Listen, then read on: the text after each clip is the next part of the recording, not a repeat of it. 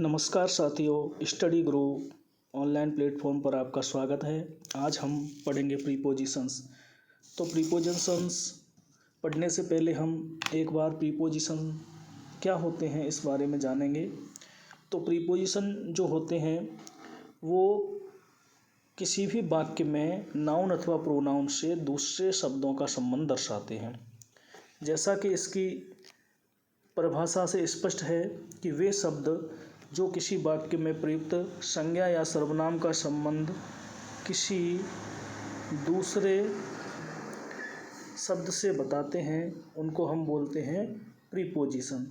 ये जो प्रीपोजिशंस होते हैं ये संख्या में बहुत अधिक होते हैं, लेकिन हम जो अपने एग्जाम की दृष्टि से महत्वपूर्ण हैं केवल उन्हीं का अध्ययन करेंगे।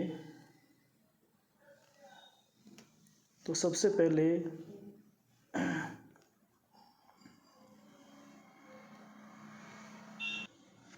हम अबाउट प्रीपोजिशन के बारे में पढ़ेंगे। तो जो अबाउट का जो हम प्रयोग करते हैं उसका प्रयोग हम चारों तरफ या सभी तरफ के अर्थ में भी करते हैं। जैसा कि उदाहरण है, दे वॉक्ड अबाउट द टाउन। इसका अर्थ ये है कि वो जो टाउन है उसके चारों तरफ घूमा या उसने उसको चारों तरफ विजिट किया। या फिर दूसरे उदाहरण से स्पष्ट है, they built a boundary wall about the house. इसका अर्थ हुआ कि उसने जो घर है उसके सभी तरफ या चारों तरफ दीवार बनवाई। तो इस अर्थ से स्पष्ट है कि जो अबाउट प्रीपोजिशन है उसका प्रयोग हम चारों तरफ या सभी तरफ के अर्थ में करते हैं। होने वाला या किसी कार्य या कोई भी कार्य है उसके शुरू होने के अर्थ में या होने वाला के अर्थ में भी हम अबाउट का प्रयोग करते हैं। जैसा कि उदाहरण है, the match is about to start.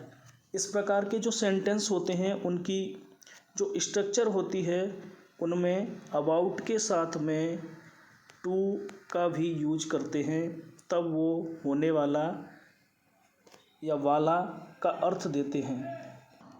इसको एक अन्य उदाहरण से भी समझ सकते हैं, जैसे he is about to come, अर्थात वह आने वाला है। तो यहाँ उसने वाला का अर्थ दिया है। तो ऐसी स्थिति में हम अबाउट का प्रयोग करते हैं और ऐसे सेंटेंस में अबाउट के साथ में टू भी लगाते हैं। अगर किसी व्यक्ति, वस्तु या विषय के संबंध में या उसके अर्थ में अगर हम उसका प्रयोग कर रहे हैं तो तब भी हम अबाउट का प्रयोग करते हैं। किसी के विषय में बात कर रहे हों या के बारे में बात कर रहे हों या उससे कोई संबंध दर्शा करके उसके विषय में बात कर रहे हों, तो ऐसी स्थिति में भी अबाउट का प्रयोग करते हैं। जैसा कि उदाहरण दिया हुआ है, टेल मी अबाउट इट, यानी मुझे इस विषय में या इसके बारे में बताओ। दूसरा उदाहरण है, I am worried about Raju. मैं राजू के बारे में चिंतित हूँ। तो यहाँ के बारे का अर्थ दिया हुआ है। और उदाहरण देख सकते हैं के बारे में, जैसे we were talking about you.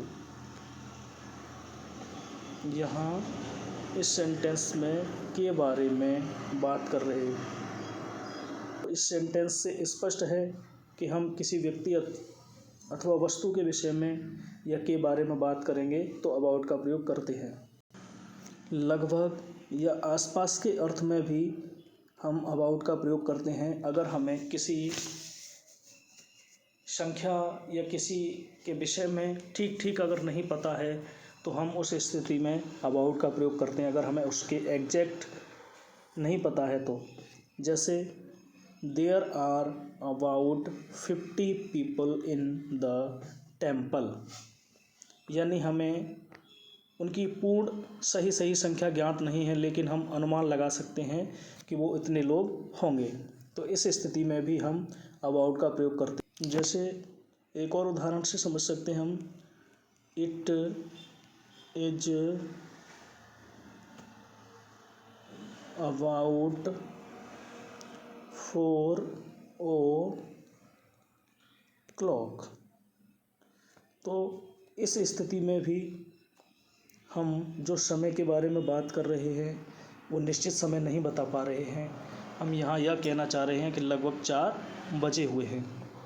धन्यवाद मित्रों, अगर वीडियो पसंद आया हो तो चैनल को सब्सक्राइब करें, लाइक करें और शेयर करें। अगली क्लास में हम पढ़ेंगे प्रीपोजिशन अबॉव।